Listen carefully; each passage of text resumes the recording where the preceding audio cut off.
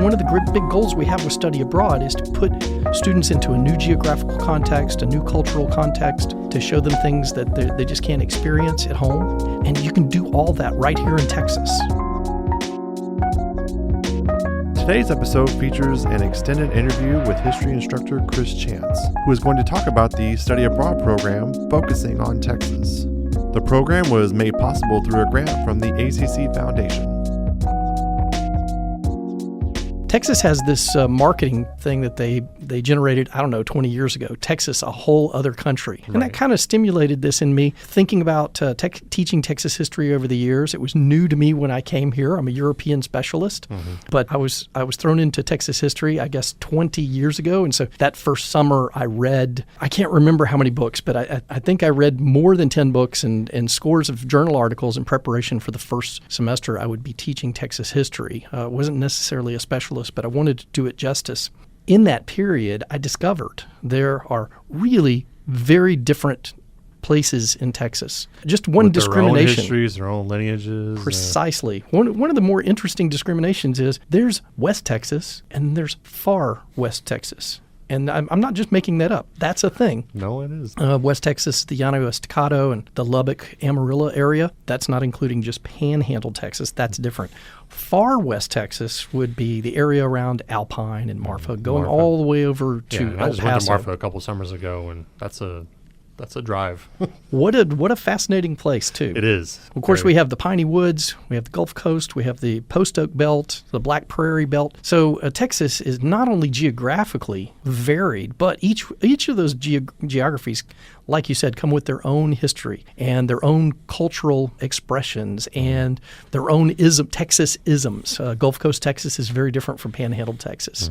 Well, and the upper Gulf Coast of Texas is very different from the beach down in the valley. I mean, it's just I didn't mention the valley. So we have Gulf Coast, Texas. That does not include the valley. Well, it's all one state. And so this really stimulated in me this idea that we should be doing some sort of Texas, and what I was considering a study abroad, because Texas is a whole other country. We could take some of our students who, another thing I found pretty early on, taking lots of field trips into Houston, into the Gulf Coast area.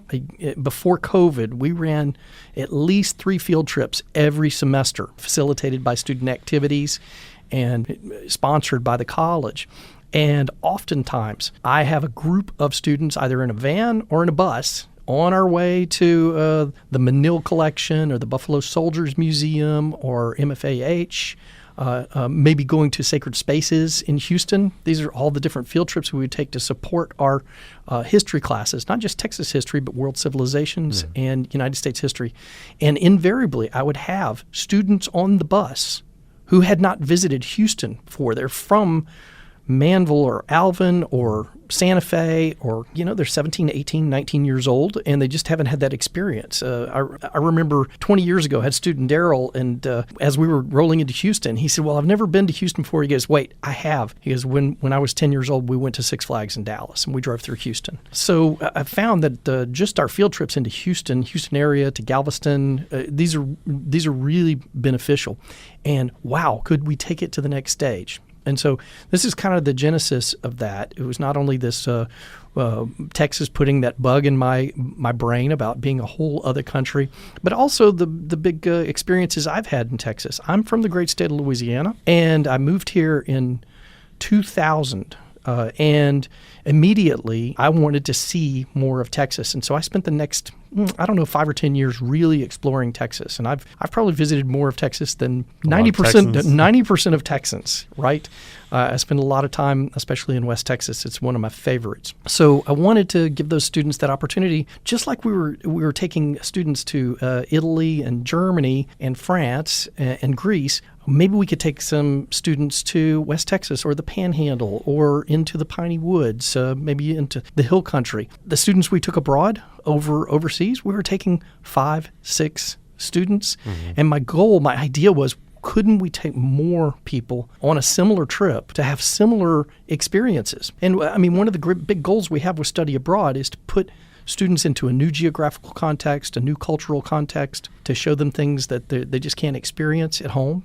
Make them a little uncomfortable. and give them an opportunity to study and to engage in some critical thinking and really support our classes. And you can do all that right here in Texas.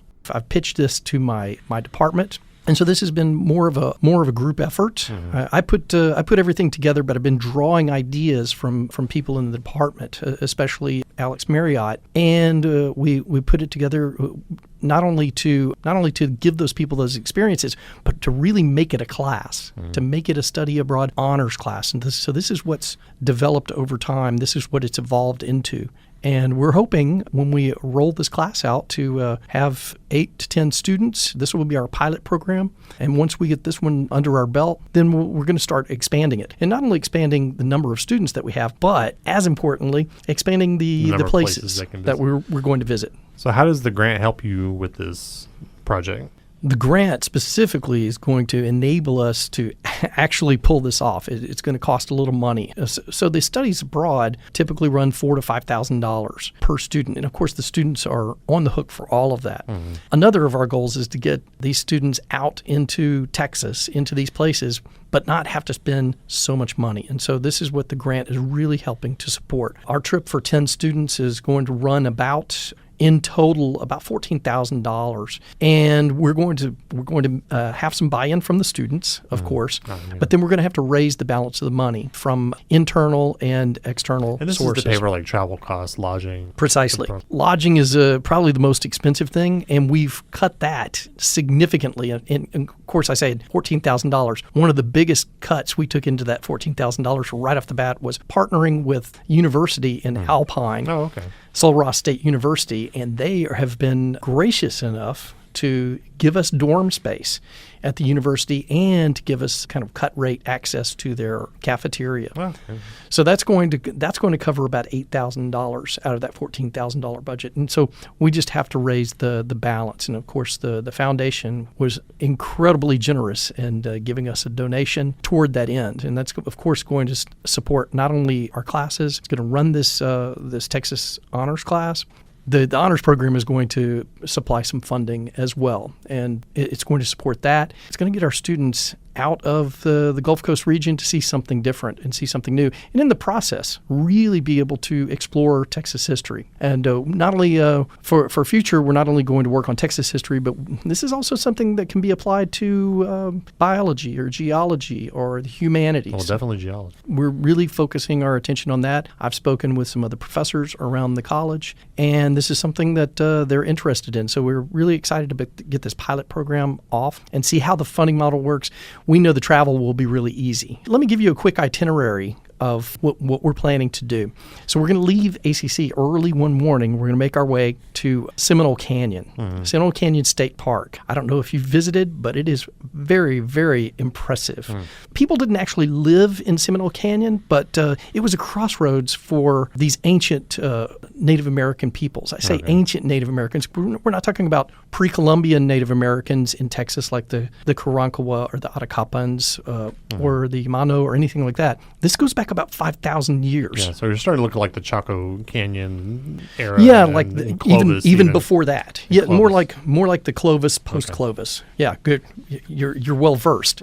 The Chaco Canyon was about 1,000 years ago. Okay. And those are called the ancient Puebloans. So yeah, we would call them effectively the ancient indigenous peoples of Texas. And of course, it was Mexico as the Mexico area. We don't have any borders here. Right. By the way, Seminole Canyon is located on the Rio Grande, not too far from. It's about halfway between Laredo and the Big Bend. Okay.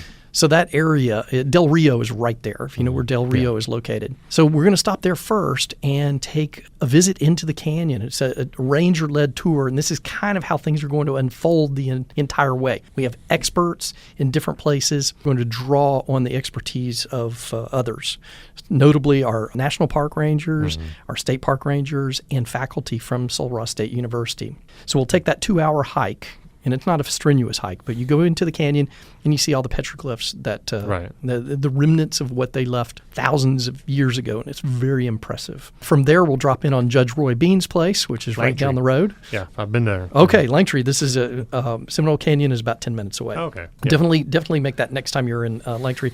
You're headed down Highway 90. From there, we'll make it to we'll ensconce ourselves into Alpine at Sul Ross State University, and we're going to use that as our base of operations to see a variety of things. That first weekend we're going to be there. We'll go to Fort Davis, into the McDonald Observatory, and take in a star party led by, of course, University of Texas astrophysicists and astronomers. From that position, we'll also visit Marfa. We have a tour scheduled for the Chinati. I have good friends who work at the Chinati Foundation. This is Donald Judd's effectively art installation. We'll also see all the other sites in Marfa. I won't describe all that. We'll take the students into the Big Bend, and we'll take the students into the Big Bend, not for major hikes, but to study. And of course, we're going to be with a geologist. We'll be looking at the geology of the Big Bend, at the Native American peoples of the Big Bend, and the flora and fauna. We'll spend a couple of days in the Big Bend, specifically Santa Elena Canyon and the Chisos Mountains, perhaps a little more. Maybe we'll get down to the Rio Grande and see Boquillas Canyon as well. After we spend our time in Alpine, and there are several other, we'll go to Fort Davis State Park. We're going to have several stops in Alpine. After 5 nights in Alpine, then we'll head back towards Alvin. We're going to spend 2 nights in Fredericksburg on the way home. So basically, we have 7 nights in total. Those 2 nights in Fredericksburg will include a morning walk to Enchanted Rock, and then we'll be visiting the National Museum of the War in the Pacific there. On our last day, we'll get up, and we have a short drive home, a relatively short drive home. Compared to driving to West Texas, it'll be very short. Precisely. Compared to driving to Marfa and Alpine, we're going to stop at Washington on the Brazos and see that on the way home. And so it should be a nice trip. Each day, of course, there's going to be some class time. Effectively, we're going to give them plenty of time to do their own reflections. They'll have assignments along the way that they're required to work on. And of course, they're going to construct a project, an honors project. Really, I'm going to work with the students beforehand to start thinking about what that project should be before we leave. But of course, we're going to give them the opportunity to respond to the stimuli that they're experiencing on the trip to build that up. So there are a lot of moving parts. Sounds like sounds like a lot. It may be a little chaotic, but in reality, I've run so many trips over the years to Germany and Italy and France and Turkey with students and then with just friends. I think this is going to be really a walk in the park, and it's going to be incredibly stimulating for our students.